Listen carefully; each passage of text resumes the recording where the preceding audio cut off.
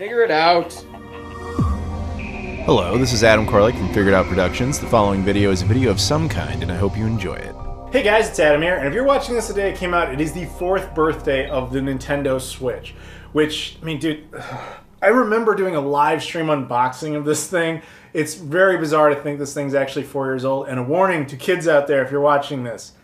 Time flies a lot faster the older you get, and it just starts feeling more and more bizarre.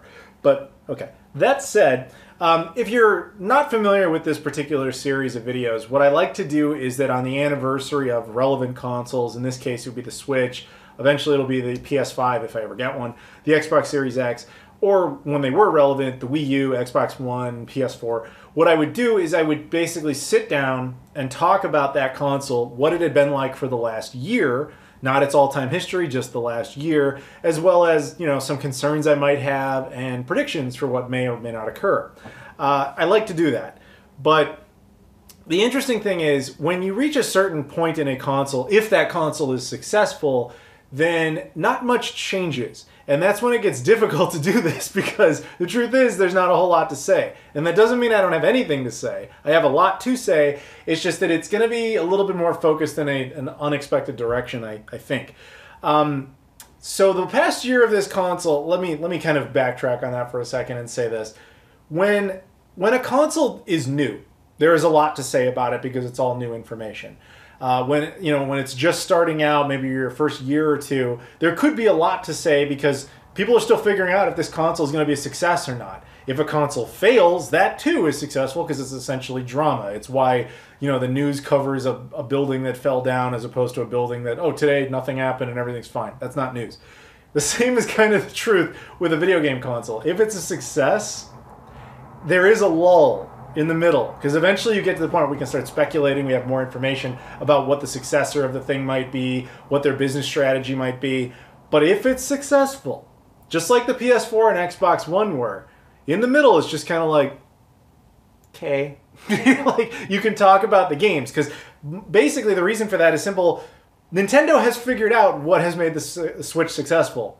And they've got a strategy, and they continue to use it. It's the same strategy they've basically been using since the beginning. So not much has changed. They haven't done anything crazy with like new hardware, new additions.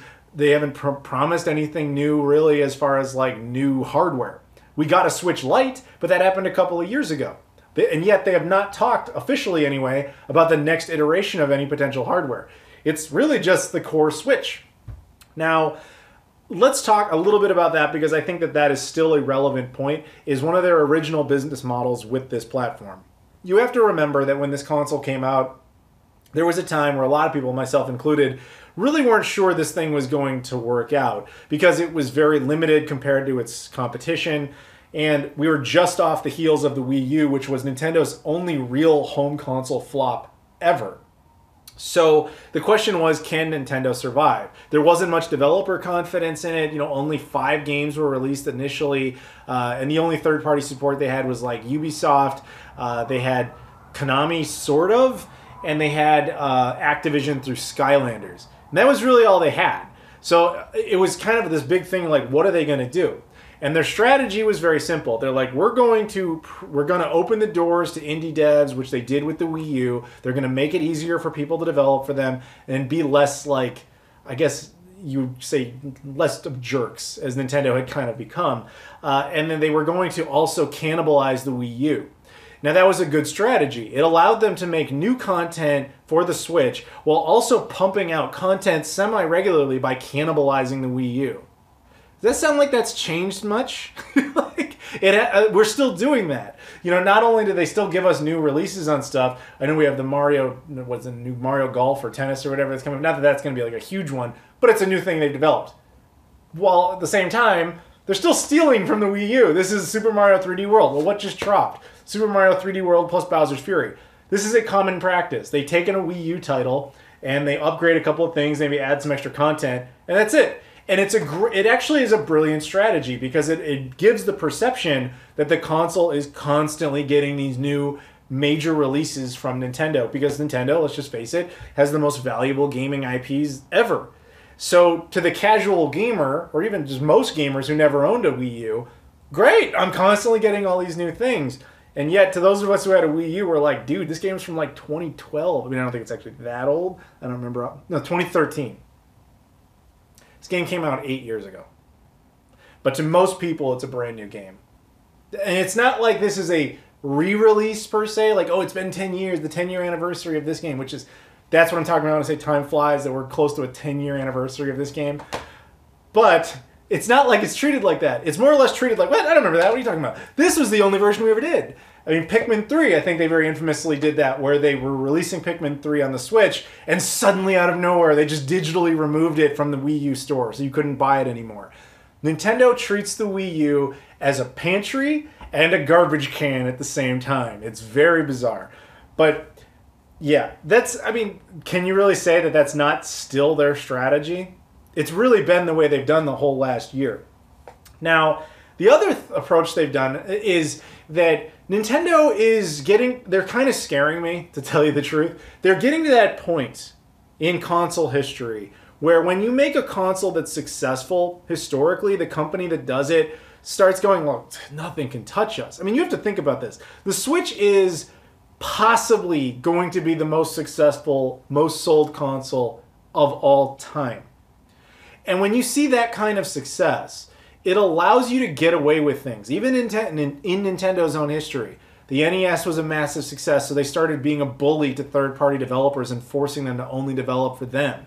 With the Wii, they were just so confident that they could just pump out garbage that you just saw so much crap on the regular that those exact policies eventually led into the Wii U, which killed the Wii U.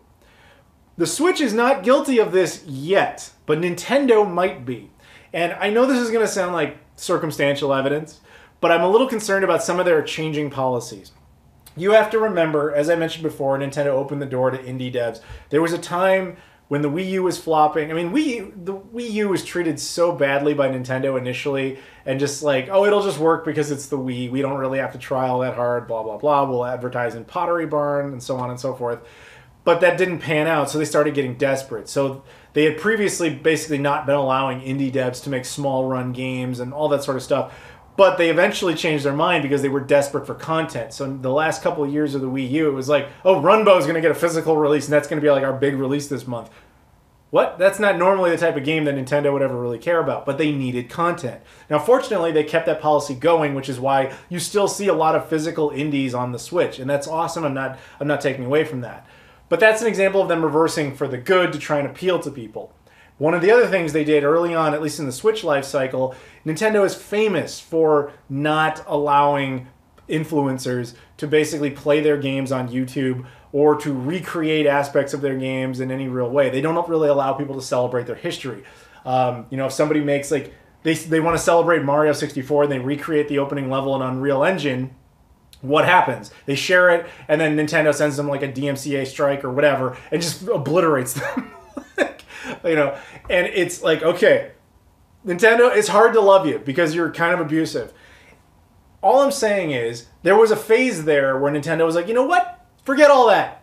Play Smash Brothers online. We'd love to share that around. We kind of want the game to be successful, and we know you guys don't really like us all that much. So they were kind of becoming really good about this. Then all of a sudden, they got rid of that stupid YouTube network program they had. They got rid of all this stuff, and it seemed like they were going the right way. And now they're kind of back to that thing where they're just randomly putting strikes on people's channels for playing their games because they can get away with it. And the other main example I have of that is this. Super Mario 3D All-Stars. Now, let's be very clear. This is something that people wanted for a very long time, myself included. Going all the way back to when I was a little kid and I got Super Mario All-Stars for the Super Nintendo. Great collection. It had the NES games all upgraded. It had some versions had Super Mario World. It had the infamous Lost Levels game that only came out in Japan. All that stuff. But they never really did another collection after that. I mean, they had the Wii version of that same release that didn't have Super Mario World, so it was actually a worse version. I mean, granted, it had a bonus music CD, so you give them props for that. But everybody's like, you've got a lot of Mario games that you've never done any sort of collection with. When are we going to get that? And they kind of gave it to us here. Now, people asked for this. Let's be very clear. They wanted Super Mario 64, they wanted Super Mario Sunshine, they wanted Super Mario Galaxy. I think they were expecting more, I know I was. But that's what you got. You got just those three. Now, if Nintendo, I'm not going to say they didn't care, but if they had to try to win you over, they would have done this version differently. They probably would have included a couple of extra games, and they probably wouldn't have done it basically through emulation. That's how these were done. They're just emulated.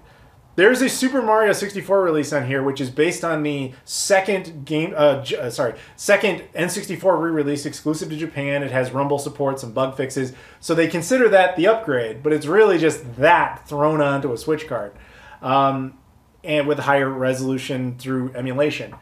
But they could have gone through the source code and just like properly done it. They didn't do that. And the same applies for Super Mario Sunshine, which I think they upgraded by giving you, I think it was widescreen support, and Super Mario Galaxy they upgraded by like removing the forced motion controls. So there are upgrades. I'm not debating that, and I'm glad they did this. But a Nintendo that needed to do this would have done it differently. And proof of that is literally Super Mario 64 is the best way to tell. The source code of that leaked, I think it was last year actually. And hackers got it ported to the Switch through the official source code, and it runs better than Nintendo's own version. And the reason for that is simply that one did it properly, the other didn't have to. Now, again, I grant you, this is circumstantial stuff. You can just chalk it up to laziness, perhaps. I'm just saying, I'm concerned that because Nintendo is so successful with the Switch, that they can cut corners and get away with it. Hell, this game alone. Do you remember the drama that came out with this last year? When they're like, oh, we're releasing this, but it's going to be a limited thing. So I think effective March 31st, like later this month, the game gets removed digitally. And everybody freaked out about that. So I saw people buying like 10 copies of this. Now, first of all, that's dumb because games don't traditionally get endless print runs. They usually get 1 or 2 or 3 print runs at most anyway. So that's not actually different. So that was just a weird choice for people to make. But removing it digitally is just like being jerks. But at the same time, great marketing because they're like, hey, we can make a lazy port. We can tell people this is temporary. We don't want to do this. And everyone will buy it freaking out. So not only would it have sold well initially, it'll sell even better. And we did even less work. Twice the money for half the effort.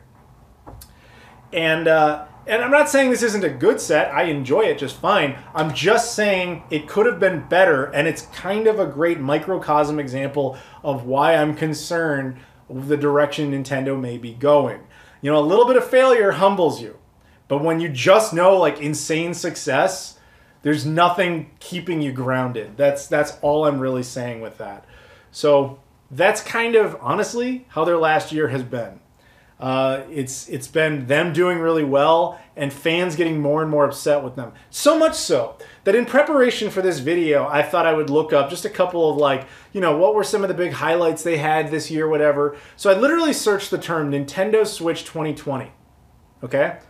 The first thing that came up was a completely unrelated game called Thief Simulator that was released in like 2019 on the Switch, originally a 2018 game. It had nothing to do with the fact that it was about that game technically having a Switch release. That's where people are starting to think of Nintendo as, is a real-life thief simulator. That should warn you, Nintendo. People are getting a little pissed off at you, and you can easily fix this. Just don't be jerks. You're doing so well. Please don't screw this up.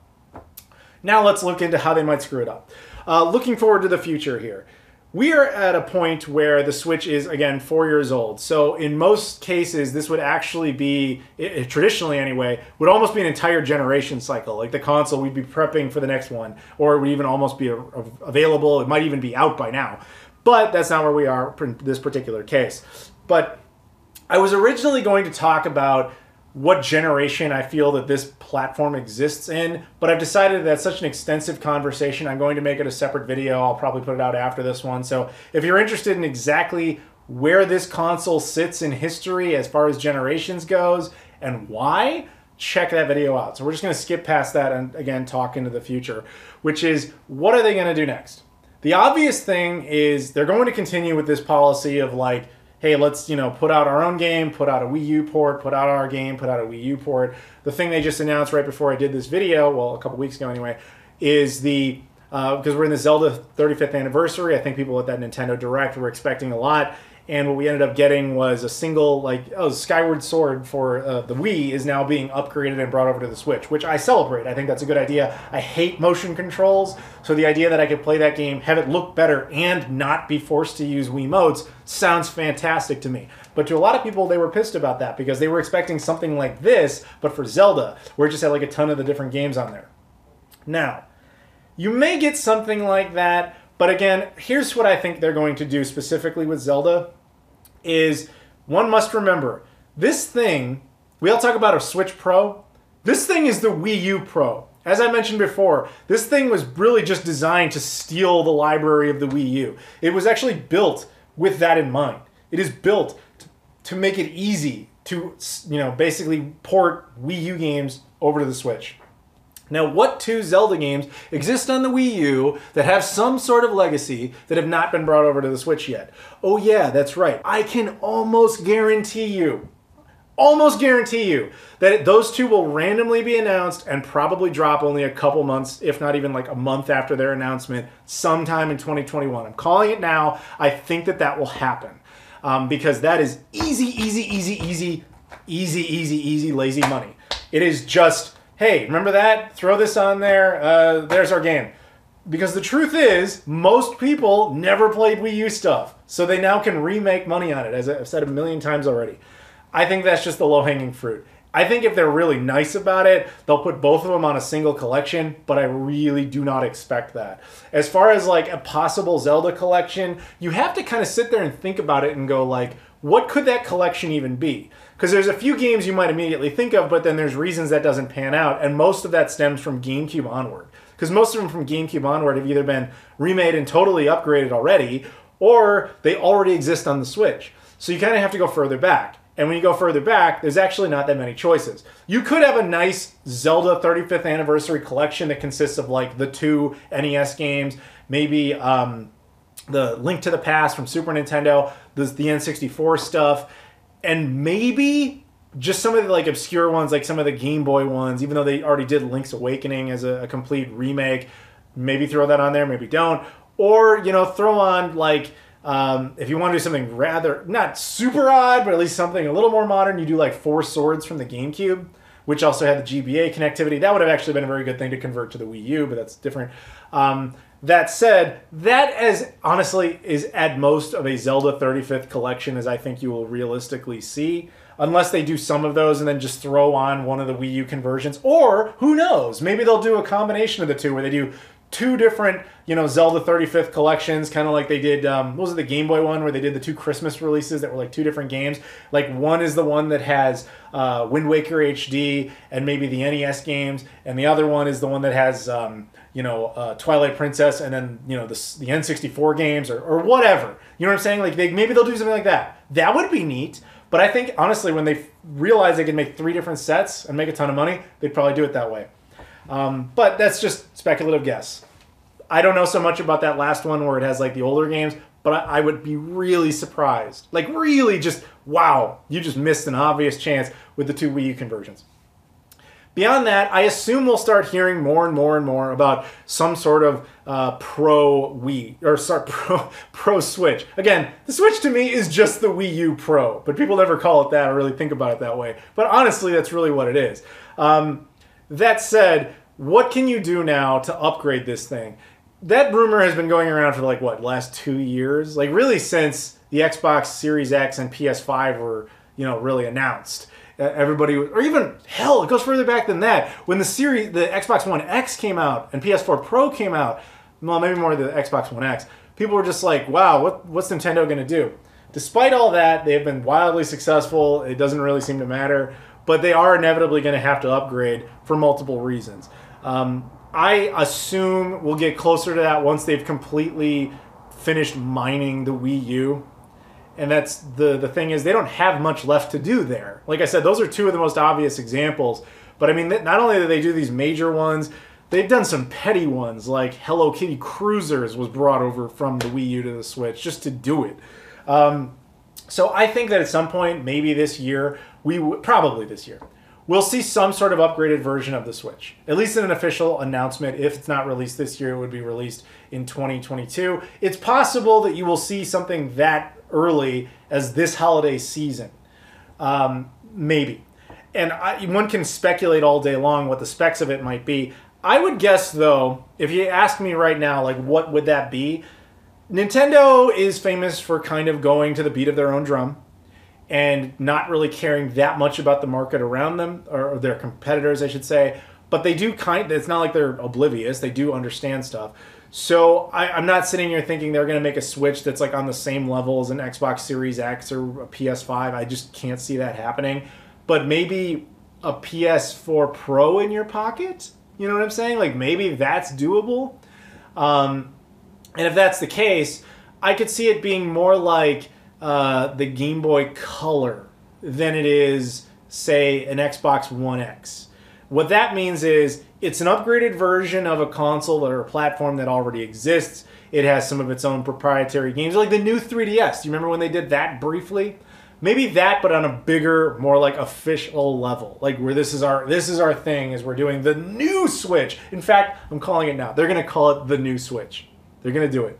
And let's just say it's probably gonna have upgraded specs. It'll be backwards compatible with all the native Switch games. Maybe there'll be certain games that have like upgrades for it, whatever. But they're gonna make like games at first. There's like, oh, they all work, and then there'll be a couple that are like, well, this one only works on the new Switch, and so on and so forth. It's obviously it's hard to say, but the other model they could go with is the Xbox Series X model, which is that might be the really long-term game. The short-term game might be the new 3DS model. And when I say that, I just mean like, we put out a thing that's a little more upgraded. It's got some of its own exclusive stuff, and we kind of call it a day. But maybe whatever's supposed to come after that, the eventual true Switch successor. I'm wondering, genuinely, if Nintendo is kind of done with the idea of a new home console with a totally new name and totally new ecosystem. And the reason I think that maybe is that if you look at Nintendo's entire history, the Switch is the first console in its entire legacy that kind of appeals to everybody. Now, that goes back quite a ways, but if you go back to some of the older stuff, like the NES really just appealed to children initially. Super Nintendo was still fundamentally a kid's console. N64 pissed off developers. GameCube kind of, it tried to appeal to everybody, but it kind of didn't really pan out the way I think they wanted. The Wii panned to like grandmothers. The Wii U essentially panned to nobody. And then except for like the truest of gamers who were just like, guys, I'm telling you, this thing's great. But nobody really cared. But the Switch appeals to like, oh, and then of course their handheld line, which appealed to a lot of portable stuff. But the Switch, it appeals to people who care about portables. It appeals to people who care about consoles. It appeals to people who like just, standalone like Nintendo IPs. I mean, that's the thing, is even a lot of the most hardcore PC gamers will argue like, yeah, but I also have a Nintendo thing for their games. It appeals to that crowd. Not all of them, obviously, but to a good chunk of it. It appeals to families. It appeals to hardcore gamers. It appeals to a wide berth of people. Really, the only people it doesn't appeal to is the people who are super into having like, oh, I gotta have 4K 60, which is, that's like the super extreme PC crowd. Fine. But what I'm basically saying is, that's part of why the Switch is so successful. It has appealed to so many groups of people, and I do not think that Nintendo wants to abandon that. I think they learned the lesson of the Wii. The Wii was a giant success financially and numerically. Like, it sold a lot of units, whatever. But they didn't learn any of the social lessons of why that was, and they just didn't transfer it correctly going to the Wii U. They're like, oh, if we just keep the name Wii, it'll just be another big hit, without realizing they had pissed off the majority of their base, and that the base that they had earned during that was not attached to them because they didn't care about games. They just cared about the Wii bowling machine. But this time around, what they could learn is go to what the Xbox Series X did. Don't try to make it your next-gen console. Make it a physical firmware update for your platform. And I realize this is a little confusing because we're essentially talking about two different things. There is the possibility of an upgraded new Switch, and then the next eventual successor to the Switch, which I think they would still keep the name Switch but do something else, like Switch HD or whatever. As the next successor, even though really it's just using the same infrastructure as the current version. But yes, apologies for the sirens because I'm sure you can hear them. But anyway, that's Nintendo coming to get me because I talked about their videos or their games, whatever. But anyway, so that's kind of about it. I mean, like I said, they did really well this year. I congratulate them on that success. I want them to remember why they were successful here. They appealed to so many people by doing so many right things. Please, don't make a bunch of mistakes. Don't do lazy cutting corner stuff. You know, you have a pretty good model here. Keep it going, but stop with the YouTube, like, you know, strikes, even though that's never affected me because I don't really cover their stuff directly. But stop being so famously known for being the company that will always attack its fans. Stop that. And, you know, you can really, you're in a position you've never been in before, where you have like almost universal appeal. Keep it going and remember how it happened. That's what I'm going to say. So guys, thank you very much for watching. Happy 4th birthday to the Nintendo Switch. Like I said, I will be doing a separate video specifically discussing what generation this falls into, because I feel like that's just such a good discussion by itself. Please check out the social media stuff in the description. Follow me on Instagram, Twitter, Facebook, Patreon, Discord, all that sort of stuff. It's all in there. I appreciate that. Thank you guys very much for watching. Like, comment, subscribe, and I'll see you all later.